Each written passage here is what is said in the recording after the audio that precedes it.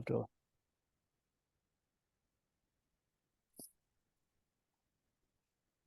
So what we're going to do today is last week we kind of did a real rush through basically your name and where you are. Um, but we're going to be spending quite a bit of time with one another over the next several months. And uh, and there's kind of different connections here. And in fact, some of the people who, Wynn and Amelia, who, Jackie, Sarah, and Erica, we all go to the same church. So we know each other pretty well. But what we're going to be doing is we're going to be talking, and you can just choose the one person on your screen who you don't know very well, or you can imagine Bishop Mott from last week, so that you're giving a full story of who you are.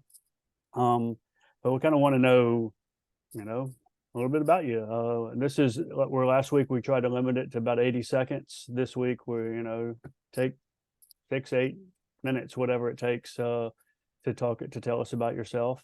And this isn't like the 30-minute version that you might do at like Young Life Camp or something but it's just, for us to get a general introduction of who you are, a little bit about your family, a little bit about what's going on in your life right now, big picture stuff, and then also kind of what you might be hoping to get out of going through this journey together with everybody. So since Erica was first on the call, and I already know a lot of what she's going to say, we'll start there. But just remember, you're talking to everybody here, even the people who may know you already. And we're recording, so Amelia and Wynn can watch. But all right, Erica. Okay. Yeah, I guess I'm the easiest because everyone knows Michael also. So we've been married 16 years. We met doing we were both in non-denominational churches in our younger years, and we met doing mission work on the border of Mexico. And I'm also a family doctor. And so I grew up Greek Orthodox, and when my family was going through some kind of turbulent changes, I started worshiping a non-denominational church and had a really strong group of friends, and kind of came to Christ. I had like a real conversion at the end of my high school, and with that really felt called to go into medicine, which was not on my radar before. I didn't have really college graduates in my family. So anyway, that's why I went into medicine. And so then I always thought I would be a missionary, because the way my kind of calling and this vocational calling and my faith calling all sort of came with this conversion. And so I always thought I would do ministry, and then I ended up meeting Michael because I would go on mission trips to Mexico regularly.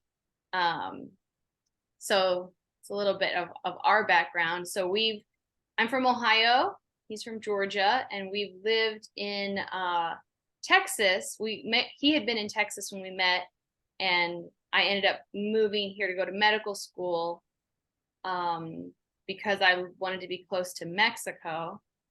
And then we started dating and got married. And so we've lived in Texas our whole married life. We have one daughter, she's 11.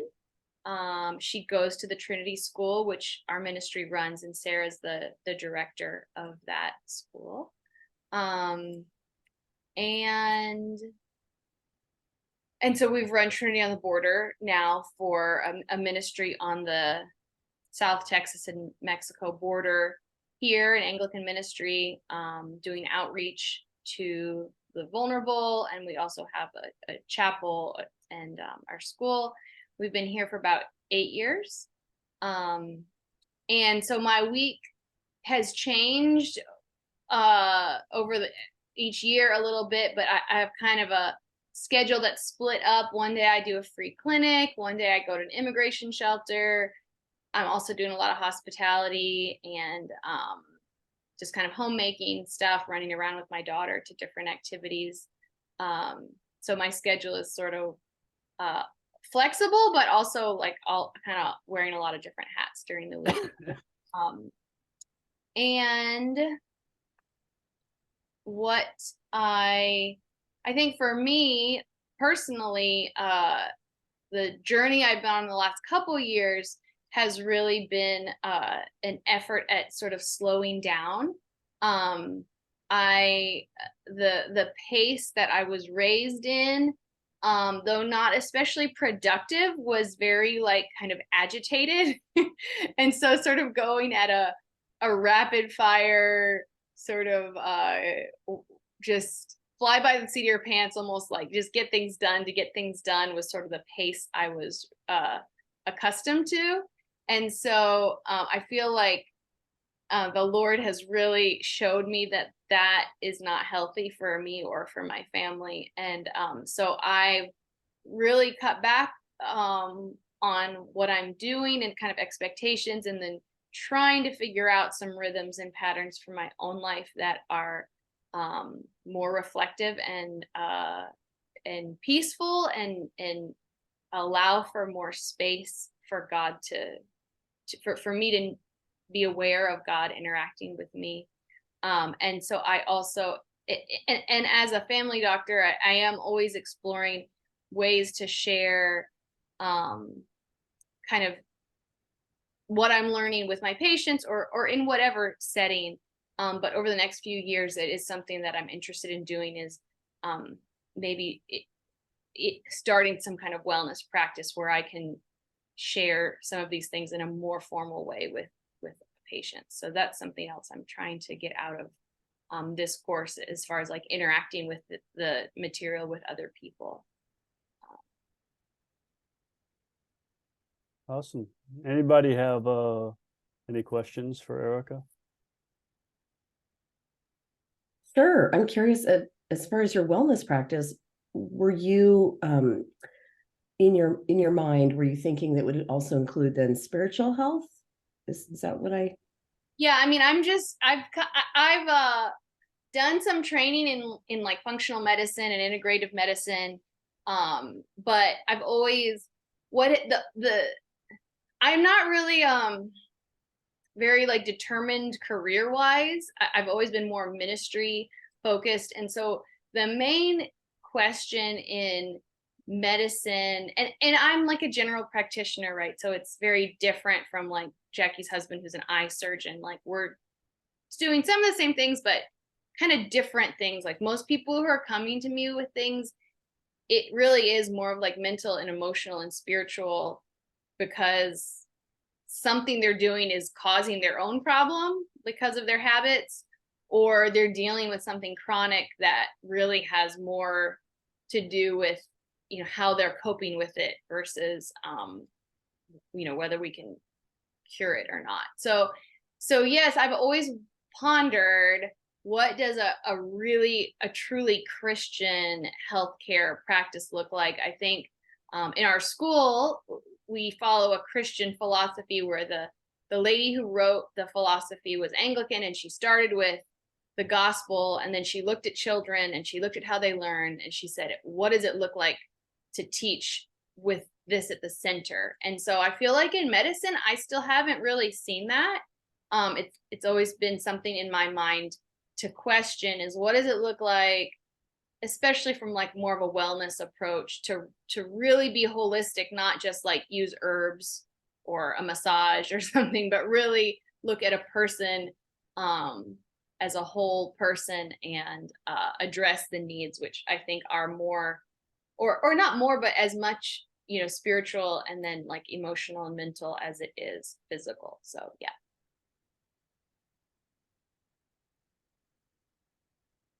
Cool. Any other questions?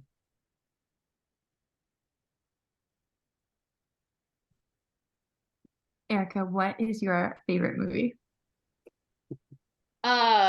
Rocky, the original Rocky.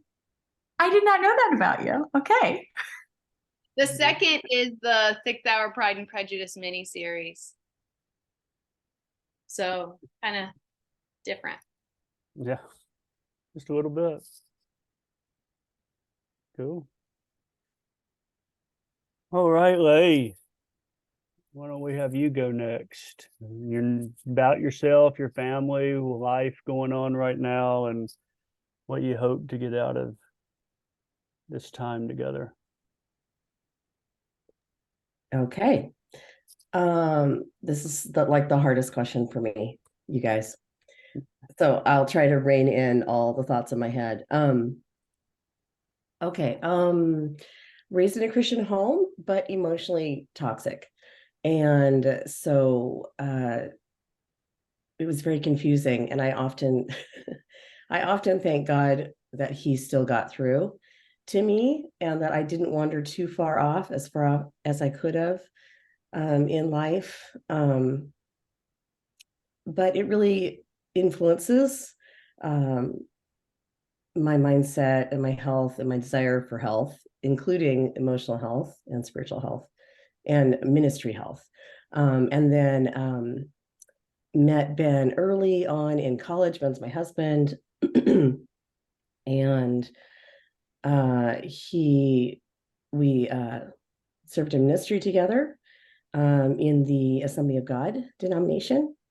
And so many things we love about ministry, but sadly, we were under pretty unhealthy leadership. And while we, in some ways, could recognize unhealth, we just were at a spot where we didn't really know what to do about it, other than don't talk badly about our leaders. And so we just kind of sort of shriveled up on the vine.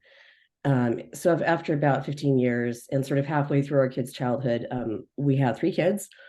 And about halfway through, I remember just praying, Lord, this isn't healthy. Speaking of crazy pace, right? Like multiple jobs, multiple ministry, trying to get Ben through school after I finished school, and 3 kids later, that type of thing.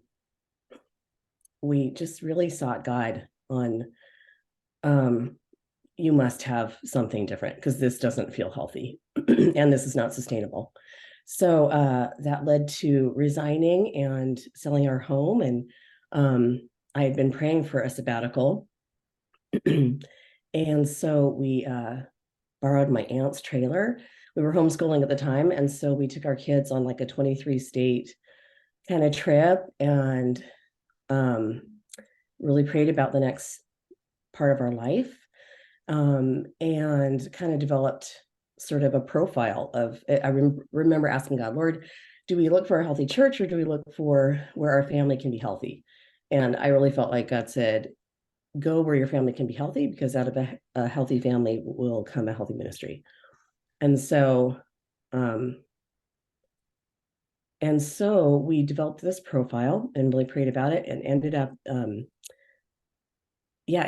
a little town in Idaho, which was kind of my nightmare because I had always thought, even though my family had a lot of unhealth, there was a small part of me that was very fearful. And so I remember thinking early on, like, oh God, don't call Ben to like some town far away from my family. That would be the worst thing ever. And really, it was the best thing ever, because as an empath, I really am sensitive to expectations and the needs of everyone around me. And that was how I spent my first 33 years of life, really being kind of over attuned to everyone else's needs and not in a space where I was prioritizing my own needs. And of course my family's, but to some extent. But so that was kind of what I felt like we both feel like was kind of a personal reformation time there. We spent about 6 years, and over the years we've been a part of a handful of different church plants. That's a big part of our love. And one of the really amazing things that came out of the not so amazing things was a lot more clarity about what we believe is healthy as church leaders and what we believe is healthy as the body of Christ. And I don't think that quest will ever end. But I have no idea how long I went because I have time blindness. Should I just go to the next part? Go for it. Oh, wait, let me tell you one more thing. Anglicanism. So, yeah, we kind of got curious about liturgy. We'd felt really unsatisfied, to be honest, for many decades. And God brought us to Anglicanism, and we love it. And Ben got ordained, oh gosh, I don't remember how many years ago, like 7 years ago, I think. And so we were part of a church plant in Everett, Washington. And he became the rector, I think, a little over 5 years ago. So yeah, I just have so much to learn. And so I'm super excited to be a part of this cohort. What do I hope to get from the journey? I could use some guardrails because I'm a creative and I love to create, but I also could use some accountability in being diligent in some spiritual practices. I have my own spiritual, interaction with God and the Holy Spirit throughout my day, but there's more that I know there's more for me to learn, and I know there's more ways for me to grow. And so I'm sort of yearning for that, but I know that I could use some framework. And so, and some just awesome relationships. I'm looking for great relationships with other people who are dedicated to God and are, and really want to have an impact in his kingdom. Awesome. Thank you. Anybody have questions for Lay? I do. So I wonder, what do you do during the day? Like, what do you have, like, you know, I do you do work too. outside the Okay. home? Do you work in the home? Do you like, Yeah. So I always wished I could live 9 lives. So what are the things I'm focused on right now? So music ministry is a big part. No, I shouldn't say that. It's a part of my ministry, but it's not the bulk of, I think, what I'm called to be honest. It's been a mainstream of my ministry, but there's other things that I feel really drawn to. One of them is actually marketing. I'm a designer and a marketer, but it has such a negative connotation. And really what I desire is to help nonprofits and Christian influencers learn how to connect with people they really want to serve. And so that's really kind of how I prefer to define it. And one of the ways is helping churches in their develop their messaging and really have clarity about who they are and who they're called to serve, and then how to build their branding, their messaging, use any type of digital things like their website, and help them build their website. So that's a focus of my business. I have 3 kids. They're all grown, but amazingly, we are really tight, and I love it. I just had no idea because I wasn't that tight with my parents. So, and then my daughter is dating someone, and so I'm now an instant grandma. So I really prioritized that this summer, spending time with my 11 and 6-year-old new grandkids who have just a little bit of Christian background. And so that's been a new experience to sort of really see God and how to share my love for God and my belief in God with them in a way that is is healthy. Thanks for asking.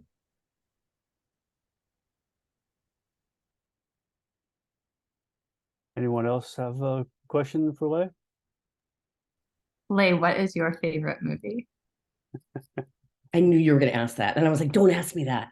I'm that person who don't ask me my favorite movies or my favorite books. I don't know. It depends on the moment and the time and where I'm at. That's an answer. I'm kind of a sucker I do love a good documentary. A good documentary. Yeah, especially if it's cinematically beautiful also. Mm-hmm. And there's something about real people, because that's of course what brings history alive to me, is real people and their experiences. So, Did you see My Octopus Teacher? Say it one more time. My Octopus Teacher. Isn't that No, the I name of it, haven't yet. Erica? Is it good? Oh, if you like cinematic documentaries, it's excellent. Yeah, You'll you know what? I'm glad you reminded me because I saw something about it and I forgot about it. Okay, got it. Noted. uh, any other questions for Lay? Are you in Washington State now? Yes, Okay. sorry, I forgot to say that. Yeah, so we grew up in Washington and then we have a special place in our heart for Idaho, but we left to plant a church, or so we thought, and bought a restaurant in Walla Walla and was there for a couple of years and then went back to Washington. So Washington is where we're at right now. Okay. Cool. I think we're getting lots of good recommendations in the chat part of this. So I'll pull it up so it's on the recording. Got unbranded in the Eagle Huntress. All right, Mrs. Ajamian. Still getting used to that last name. It has 4 syllables. We counted syllables in kindergarten today. So Yeah. Hi everyone. I'm Sarah. I work on staff with Michael and Erica and attend church with Jackie. Let's see. I was raised in a Christian home, went to a Presbyterian church and a Lutheran school, K through 8th grade. It was by the end of my schooling, my 8th grade class was 5 girls. That's it. And so I run a really small Christian school now, and I have a lot of personal experience, like being one of 5 in your class. And then let's see, I can skip pretty quickly through high school to college. And after college, I grew up in Colorado, stayed there all the way through college, and then joined Teach for America, which brought me down to the Rio Grande Valley in Texas. So I moved right out of college, 2014, to McAllen, which is about 45 minutes from where we are now, and worked for a public high school for 3 years and met the Jarretts my 3rd year there through a mutual friend, another teacher that did Teach for America that took me one day to Michael and Erica's living room where I went to church with them for the first time. And it sort of felt like I had always known Michael and Erica. I don't really remember not like feeling like I didn't know them. And so I started attending church for most of that year. But then I decided I needed to move back to Colorado. I didn't really have a good reason to move away, except that I thought I couldn't work at the school I was working at anymore. And in my head, if I wasn't working there, I should leave. I should not be in Texas anymore. And so I didn't have a great reason to leave. I didn't have a job I was going to. But I spent that year doing seasonal work and traveled a little bit, and then ended up moving back to the Valley a year later to run the school that Erica and Michael had started the year prior. And so I joined the Trinity on the Border staff with a focus of my most of my hours, my work hours, going towards the school. And then I also worked as a volunteer child advocate for a nonprofit down here called the Young Center, which partners one adult with an immigrant minor in the detention facilities. And you kind of walk them through their case as a court appointed advocate. And I started life in Harlingen and with Trinity on the Border. And I think it all felt very natural to me. The job at school was a very natural kind of teaching style that I gravitated towards. The style of worship it felt natural to me. So I never really questioned why we were doing things the way we were doing them, or because it all felt so natural, even if it wasn't how I was raised.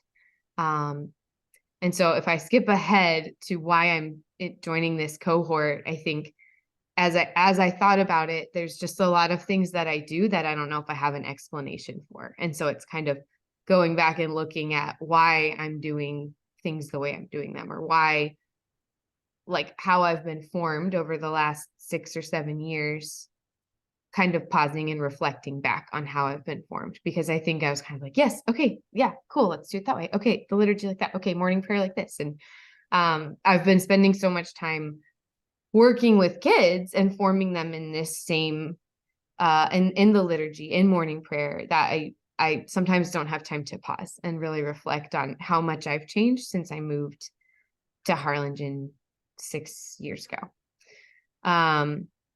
What I'm doing now, I'm still working at the school. I'm the school director. We have 7 grades, but only 31 students. So it's very, the student to teacher ratio is pretty awesome. And we have 2 classes per classroom. I'm also substituting for our kindergarten teacher who's out on maternity leave, which means I'm trying to do 2 jobs, and it is sort of pulling me apart on the inside. But it's okay. I am enjoying teaching kindergarten. It's really enjoyable. It's amazing to see how much they learn in a single day. I think I mentioned last time I got married in November of last year. So we're getting close to a year. My husband works on our staff and now works full-time at the school, which is a new dynamic for us. We had to learn how to, like, where do we talk about work? Do we talk about it at dinner? Do we talk, when do we have time to meet? He's so busy during the day. I'm so busy during the day, but we don't want to go through our days and me giving him feedback at dinner. We're really working on that routine and that pattern, but I'm really grateful for him being here. He is doing the cohort with Mike. Oh, you all know that. Everyone's husbands are doing the cohort with Michael. I think I've answered all the questions. No. Jackie, my favorite movie is, you know what it is. It's Pride and Prejudice. I Which partially asked this question so you could tell everybody that. it's the Bollywood version of Pride and Prejudice, and it's so good. I know all the songs. My mom would rent it from the library like every 3 months. She would just like rent it. We'd get it. We'd watch it. She'd return it. She'd put it back on hold. We'd get it again, watch it again. It's just so good. And then my second is probably the 6-hour version of Pride and Prejudice. Just any Jane Austen, but like if it's a modern adaptation, I love it. If it's old fashioned and goes through every line of dialogue in a book, I love it. I don't have time to watch like 6 hours of Pride and Prejudice, but I have done that in the past. The bishop is going to be busy watching a lot of movies, so he can connect. Anybody have questions for Sarah? Okay, first of all, I love that one too. Second of all, I don't know that I heard, I might have missed it, but what are you hoping to sort of get out of this cohort? Yeah, I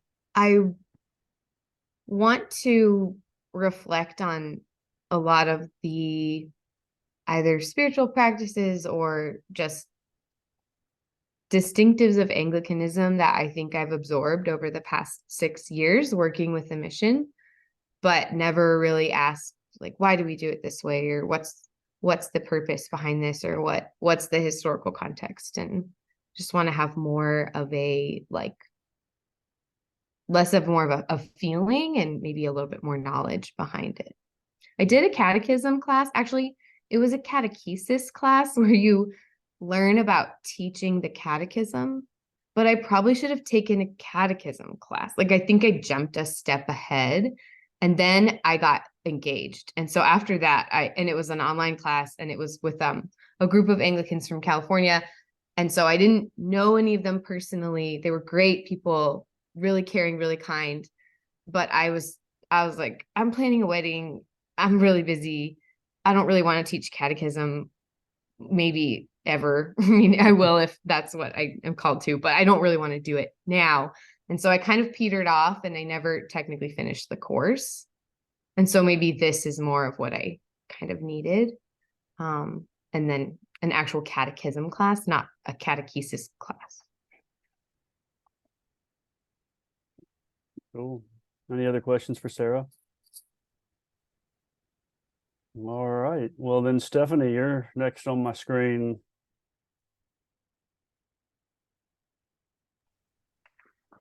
Okay. So I grew up in a Baptist church. We went to church all the time, I felt like. But my family was kind of chaotic. I mean, I know everyone's family is chaotic, but like serious dysfunction, in my opinion, that kind of like Lay was saying, just that it was hard to understand what you were being taught on Sunday, but then what you were watching lived out in your house every day of the week. But then there's that weird codependency with family when they're like all you have and all you know. And so anyway, I went away to college only for a year, and then I came back closer to home. And that's where I met Dean. I was doing Young Life Ministry in college, and he was the local or a local youth minister, and he became friends with the Young Life director, and they started hanging out, and we would all hang out at events where youth were. And so we had a Young Life event at his house, and I vacuumed his carpet, and he started telling people he was going to marry me. So I mean, that's what he would tell you too. But yeah, and so we got married, and we did live in Tennessee. I'm from Tennessee, grew up in Tennessee. We got married in Tennessee.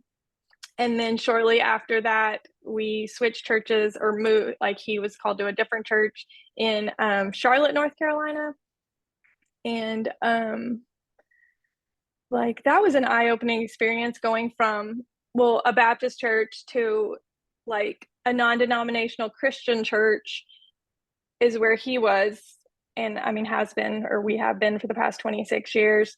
But going from being an observer of church to being like a leader in church, or like a minister's wife in church. And I was, I mean, really young and just, I don't think prepared or ready for, like, I guess people were a lot meaner than I thought they were going to be.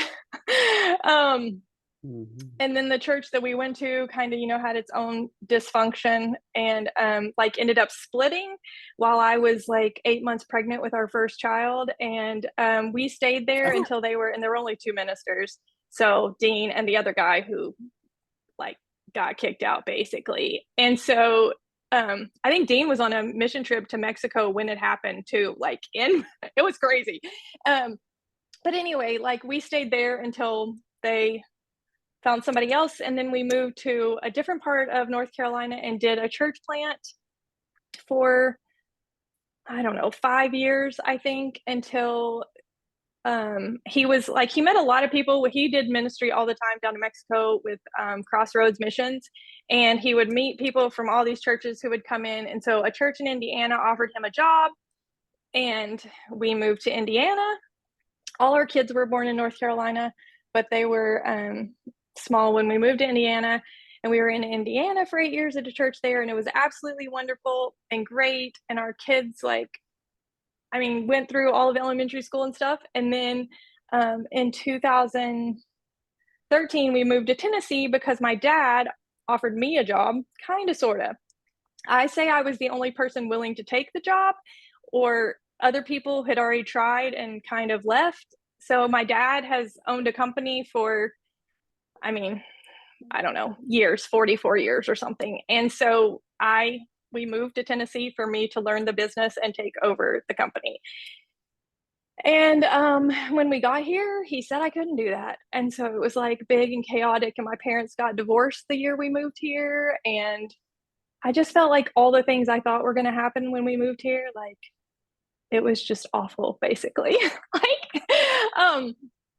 We've come a long way, and it's like better now because obviously I work at the company now. I mean, my dad's an alcoholic. So he has very irrational behavior, but I always thought it was me. I was kind of like you were saying again, Late, like that I just took on other people's things and felt super responsible for my parents.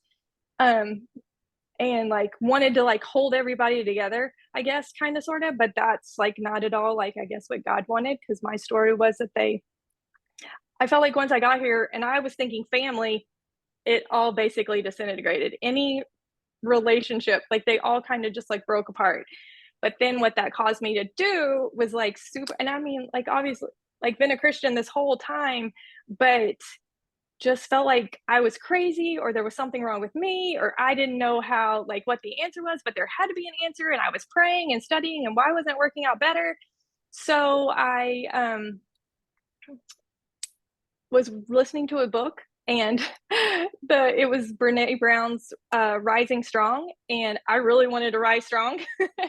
And so she talked about her program, The Daring Way, and I Googled The Daring Way and found a friend I had graduated high school with who is now an Episcopal priest and a Daring Way facilitator. And I started going to that, and I learned about shame, and I learned about like setting your values and taking care of yourself so that you could be healthy for all the other people. And I learned about the power, not just from Brene Brown, but then like Dr. Caroline Leaf, the power of our thoughts and how our thoughts create our feelings, and from those feelings we take action, and just that like I could be responsible for me and I didn't have to be responsible for all those other people.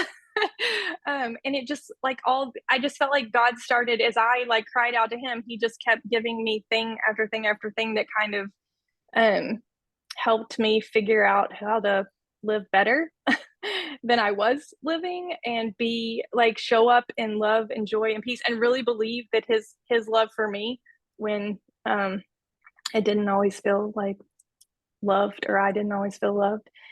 So anyway, that's what happened when we moved to Tennessee, and it greatly changed my life.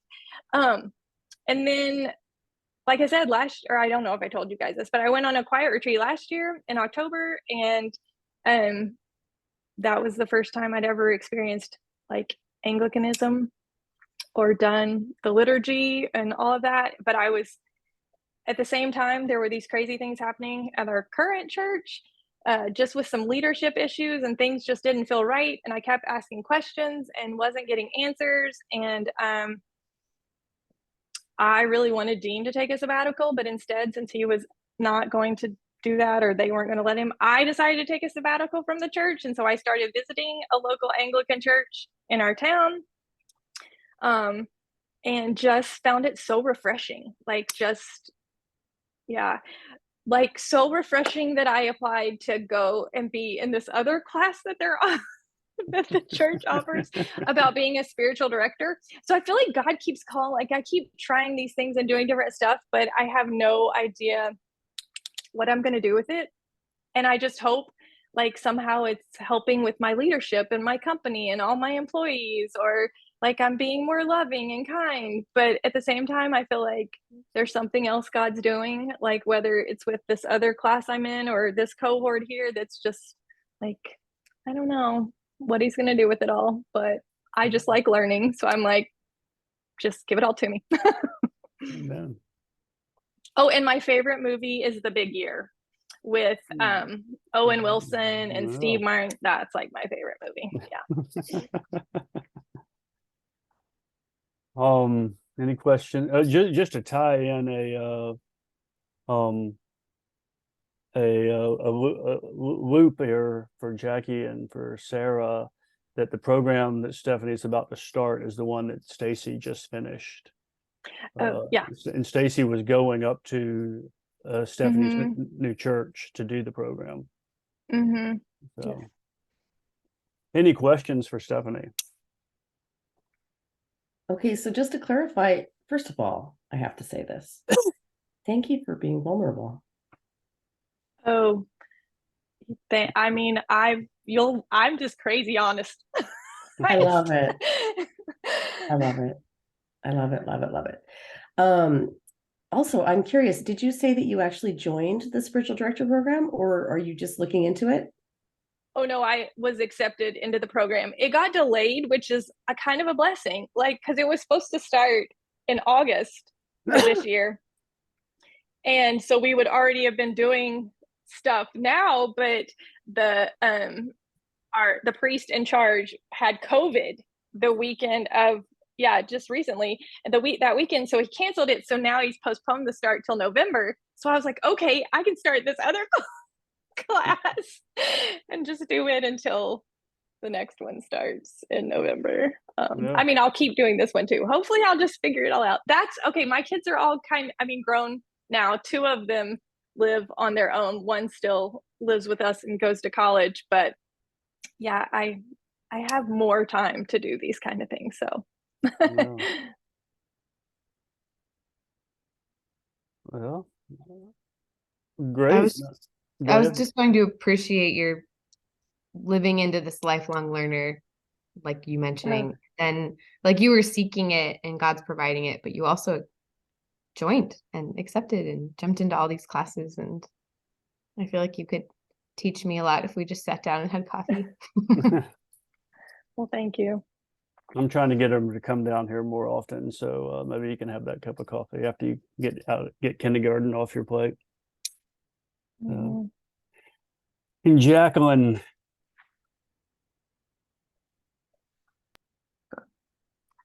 All right, so I am Jackie, and yes, I go to Trinity on the Border. We have been going there for a year and a half. So Brian and I have been married for 12 years. We met, I am a physician assistant. I did family medicine until we had our first kiddo, and then I have stayed at home since then. I don't think that I could practice medicine again. I'm pretty sure I've forgotten all of it. But Brian and I did meet in grad school. We met through a medical ministry. We had done a Bible study together. And there was like probably 15 people who met every week. And there was a really great pastor who kind of led the whole group. And for a whole year, I was like, that guy knows his Bible. I actually agree with everything that he says. And he's also the most serious person I have ever met in my entire life. He'd never smiled once. And I was like, whoa, he just needs to learn how to smile, which is just Brian in any type of like, he has what we call the Shallon serious face. Our last name is Schallenberg. So he has the Shallon serious, and he can just be really intense. And that's not my personality at all. And then the very last Bible study of the year, we were cleaning up. Actually, I knew Erica from that same Bible study back like 14, 15 years ago. So when I moved to Harlingen, I saw her at something and I was like, I know you. Yeah, so we were cleaning up the dinner and he started making some jokes and I was like, who is this person? You smiled. You're funny. You're cute. Who are you? And that was the end of it. And yeah, so we've been married for 12 years and we have just lived up and down I-35 for his training career. We moved to Harlingen 5 years ago. I'm from this area, not from Harlingen, but about 45 minutes in McAllen, and my family still lives there. So we're, about 40, 45 minutes away from my family. And let's see, I love my family. I have one sister and my parents are great. I was not raised in a Christian home, which is always like really interesting for people. They're like, well, your parents are so awesome. I'm like, I know, they're so great. I was so blessed. And I always believed that there was a God.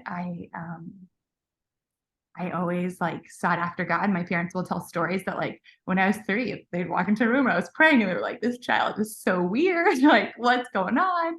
And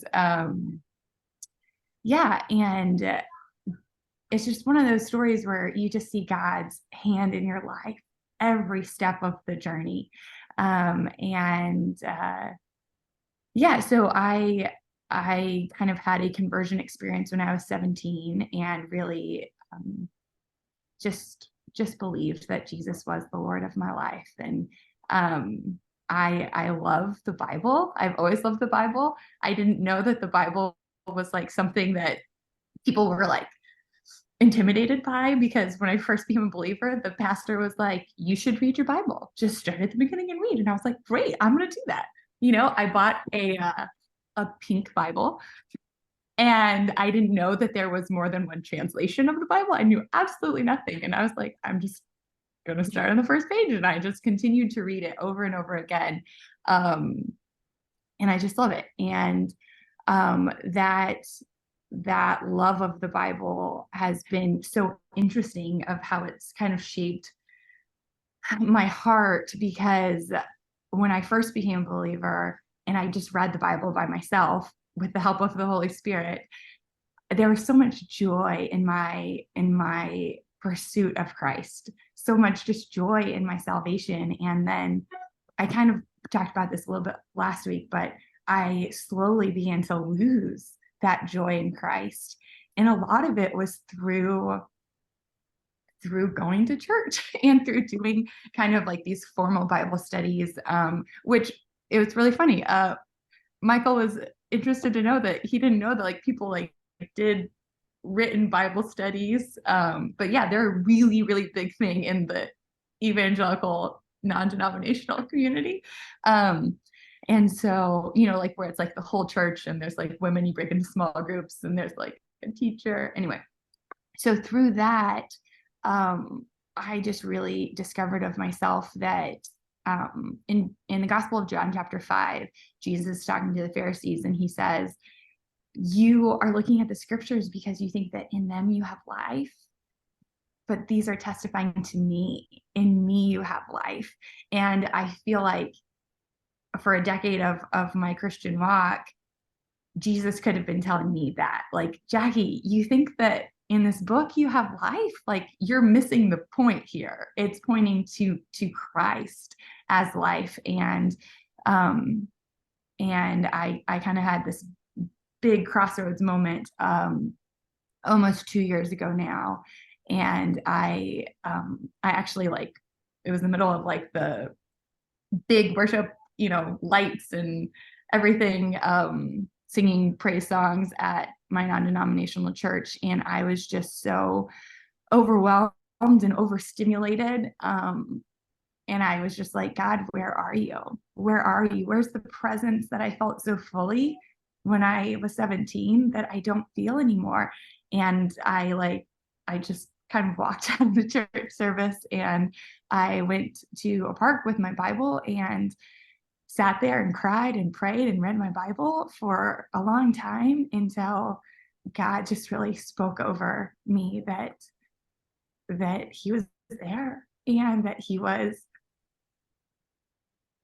there for me, that I was his beloved. And that kind of changed like the whole trajectory of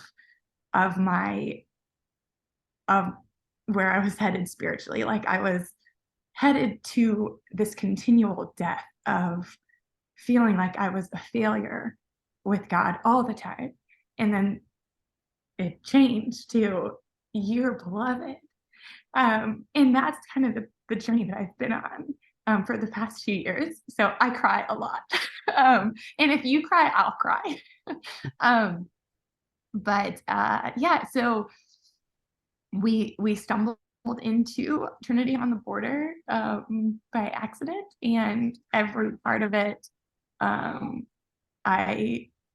every part of the liturgy is scripture. So it's like the whole time you hear the literal voice of the Lord as he gave it to us in scripture. And so because I love the Bible so much, every bit of it, I was like, oh my gosh, this is where this is. And, I would cry, and it would transform me. And this whole journey in Anglicanism has been so formational, and in every part points me back to Christ. I'm not searching the scriptures that in them I have life, but every part points me back to the giver of life.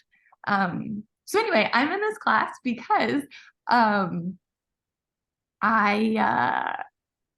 Brian and I are like super nerds. We're super geeks. We love talking about, Michael laughs because he knows Brian well. We just love talking about theology and the Bible. And Michael, every time I'm like, I have a question for you, and he's like, oh oh no, we don't have time for that. But just kidding. He always makes time. And I have just really questioned not Christ, not the gospel, but why do I believe what I'm saying, right? Like, and so I am in this class to hopefully ground me a little bit more in the apostolic teaching in church history, which it's just been so fun to kind of be an Anglican and, you know, like do a Christian liturgical calendar. I mean, I learned so much, and it so shaped me this past year doing a liturgical calendar and so many things. So yeah, that's it. Awesome. Thanks. Questions for Jackie? Okay. Oh, Well, my since favorite I, movie is You since I didn't Pride tell and it? Prejudice. oh, sorry. Oh, Sorry. your favorite movie. Is Pride and Prejudice the 2005 version with Keira Knightley? Gosh. Oh my goodness. Okay, so when we get together, that's going to be on our agenda, right? Clearly, we're going to watch some type of Pride and Prejudice movie together, It's what it does right, sound Father like. Michael? Yes. Sarah Now Zoom. I distracted myself. I was going to say, first of all, thank you for your vulnerability. Yeah, as soon as you started crying, actually, I think before you started crying, I was already like trying to hide that I was tearing up. Now it just makes me want to tear up. I think it touches a place in me that yeah, I say that when we left our place of ministry, we were bankrupt in every way except for financially. And probably this far from that too, but God worked it all out. But it just resonates with me when people find such richness and find their love and their joy of salvation again. And yeah, that really resonates with me. So I guess it's not a question, it's just a comment.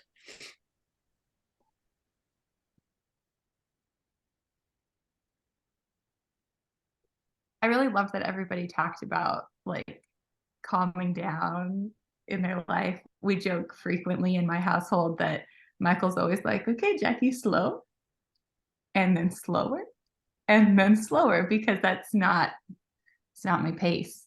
And I am really bad at it. And so I didn't know if I still don't know if I can fully commit all the way through to this, just because of, you know, little kids. And I put too much on my plate because I just get so excited about so many things. But yes, but I want to be here, but if I end up not being able to, it's just because I overcommitted myself. I like, you know, all of your stories. That's just like what God is teaching me about what overcommitting. But today I got to so my daily day-to-day, I stayed home with my 3 kids. 2 of them are in school. My youngest is 3, and he just started doing 2 mornings a week. So it's the first time in 8 years that I have 6 hours a week by myself. And I quickly filled up those 6 hours. So yes. Yeah, I know it's a problem. Well, thank you all for sharing.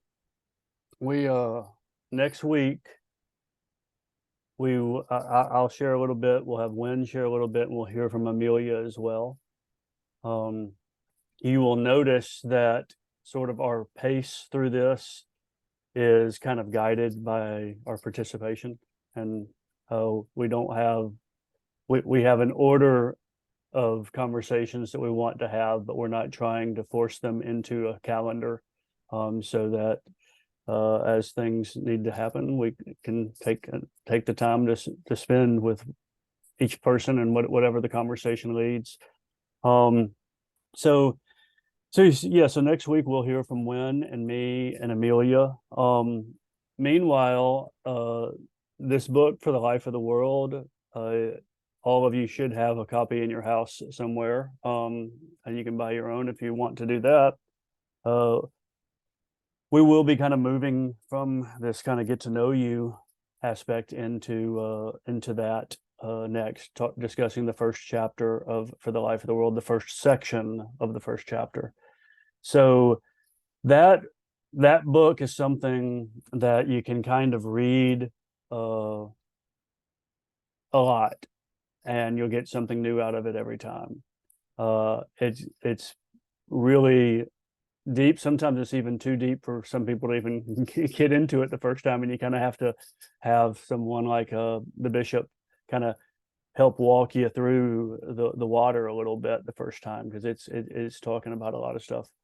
But we're going to go through it pretty slowly and take our time and point out some different things. But the point of it is just to kind of help create a Christian framework and a Christian worldview, and that might be a little bit different than what you've experienced in your past. But we will talk about all that next week, because it is now on the hour, and we do try to be very punctual, so that, because we know everybody has things that they need to get to. So thank you very much. I'll hang out if anybody has any questions or whatever, but the Lord bless you and keep you and make his face shine upon you and give you peace. And we'll see you next Thursday. Adios. Bye, everyone. See ya.